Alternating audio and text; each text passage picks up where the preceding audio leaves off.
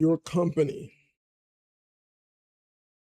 only sells successfully when your founder is involved. This is not a sales problem. This is not a sales strategy. This is not a sales operations. This is not a revenue operations problem.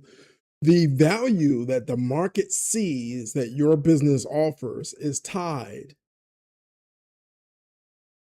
to the founder and the founder's personality instead of the actual value proposition of what you're selling.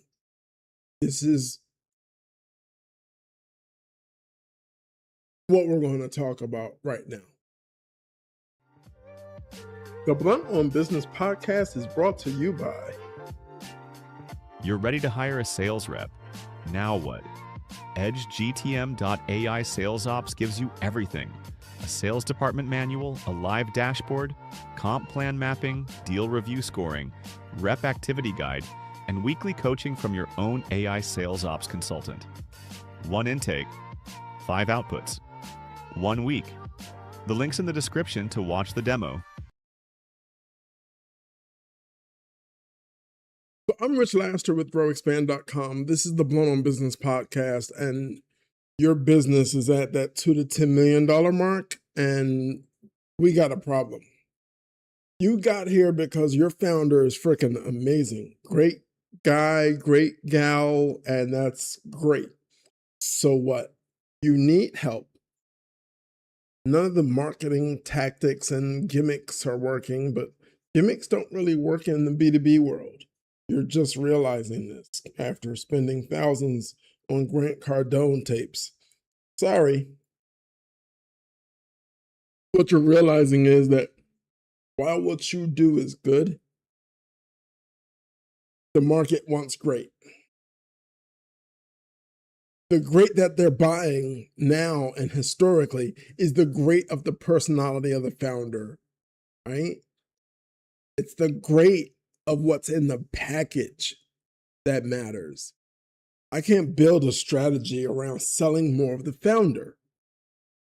You're not going to see 40% year-over-year growth with everything hinging on the founder. Your sales cycle is not 1 to 2 months. That is the founder. So why is the founder the bottleneck? Because the founder built this business, started generating revenue, and broke the $1 to $2 million mark, and your ego got super inflated. What you didn't realize was you never polished out the value proposition, so there's nothing unique about it. What's unique is you. You're freaking dope. You're spectacular. Hey, I'd have you over for lunch any day of the week, but that's not going to grow revenue for you. So we have to get you out of the way, because right now, where you are, the head salesperson, you're the bottleneck to the company's growth. Problem is, if I just snatch you out without replacing you properly with a system that works and real understanding on what the actual sales cycle is, the company's going to flounder. So I need you to keep doing your magic while I get this machine up and running, okay? And that 1 to 2 months is going to turn into 6 to 9 months, which is the average sales cycle for B2B companies with actually strong, unique value propositions. If it's no unique value proposition, we're looking at 6 to 18 months, okay? But one, the founder as the bottleneck, we have to prepare to get the founder out the way without causing a massive collapse in revenue. That's one. 2 is exactly how we do that. All right, so we're going to keep this conversation today simple, and just let me take a look and see if we have any questions in the live chat, and we don't. Okay, cool. How do we do that? Well, one, get super clear again on what the actual value proposition of the main thing, the through the door offering you sell is. All right, great, cute. That's step one. Step two, what's unique about this? What's the differentiator? How is this different, better than any and all competition? Because if that question, if that's not clear, you don't have a sales problem, you have a marketing problem because you don't have a differentiator. There's nothing unique about you. What are you going to do? You're going to get some famous actor who's great at writing, taking bad scripts and making them great scripts into trying to convince people? No, that ship has sailed. Say whatever you want about Gen Z, but they really don't fall for the bullshit. Okay? You're not going to talk them into your offering. You're not going to pretty it up and make them buy your offering. You have to communicate to them more than anything. First thing they want to see above the fold. What's the unique value proposition? What's the differentiator? Why am I buying this instead of asking Claude to do it for me? That why is everything. Then we build that why into your CRM. That why aligned with who your actual ideal client is. We're going to build the KPIs out. We're going to understand how many people we need to be talking to, how many relationships we need to be building, how much exposure we need to be driving for the lead count that we need to touch a week to start coming through the door instead of us going out there chasing it. Because when you actually have a strong differentiator, you actually have a unique value proposition, the founder's no longer the bottleneck. The mistake that a lot of small business, mom and pop sizes make is easy to fix when the product or service itself actually has a unique value proposition.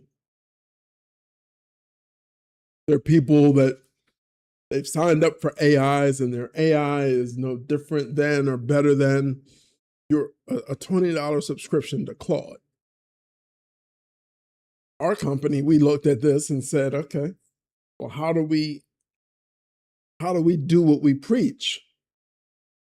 We built an AI based on every strategy I've ever written, every case study I've ever written. So there are 28 years of experience built in on ours. Ours doesn't hallucinate. Visit edgegtm.ai to learn more. Back to founder-led sales bottleneck. Move the founder over here. He's still selling. I'm taking the proposition, right? I'm taking the value of what you sell, the product, service, SaaS, AI. I'm taking the product that you sell.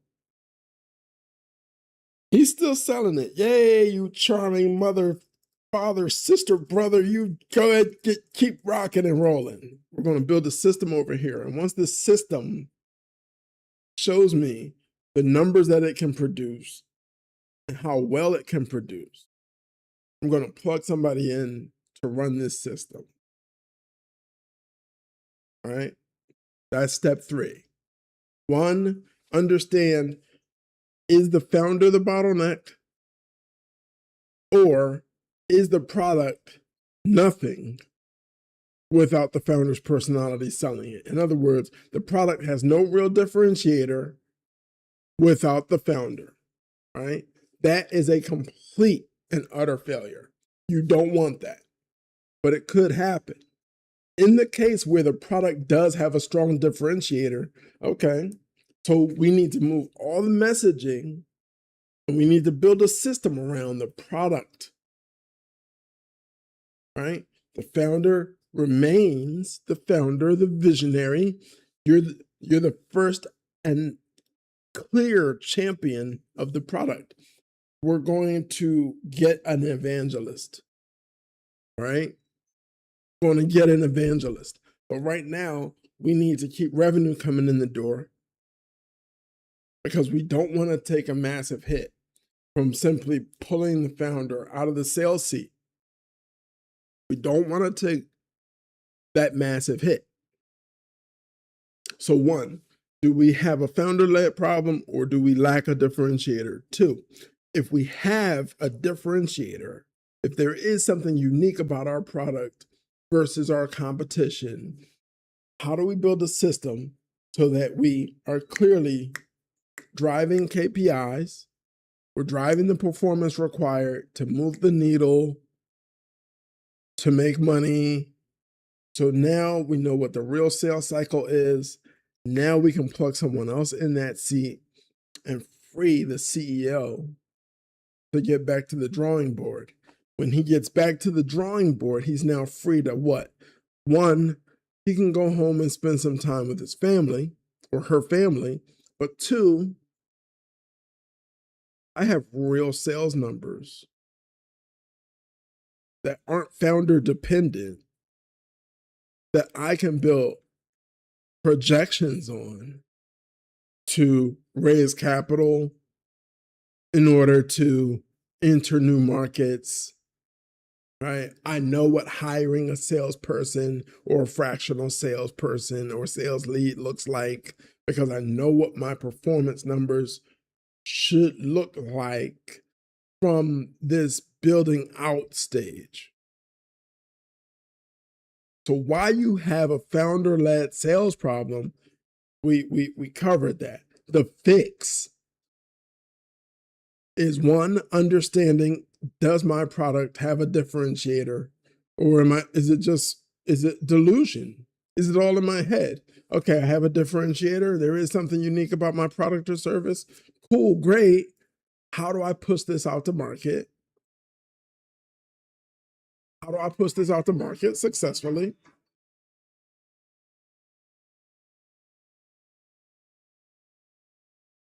Done interruption. Now that I'm pushing this out to market successfully, what are the real KPIs? When I turn off the founder charm, when they're not talking to the founder, but they're talking to John or Mary or Jennifer even, like, what are the outputs from hitting the KPIs? If I'm doing the KPIs and I know I thought I needed 100 leads a week for these KPIs to move me towards goal, but I'm only getting the 50% of goal, does that mean I'm failing at doing my KPIs well, or do I need 200 leads? Until I am in a position to build that system out and then turn to that system and have it run and run effectively, while I'm building it out, that founder still needs to sell. Okay? The founder still needs to sell. But we want to get the business to a point where growth is consistent, because without consistent growth, without consistent and predictable sales performance, scaling is just something you talk about over drinks. Pie in the sky. It's rhetoric, empty words. It needs to be real. Okay? The business world today, there are too many people looking for a shortcut. There are too many con artists, masters and jacks of all trades that doesn't move the needle in your business.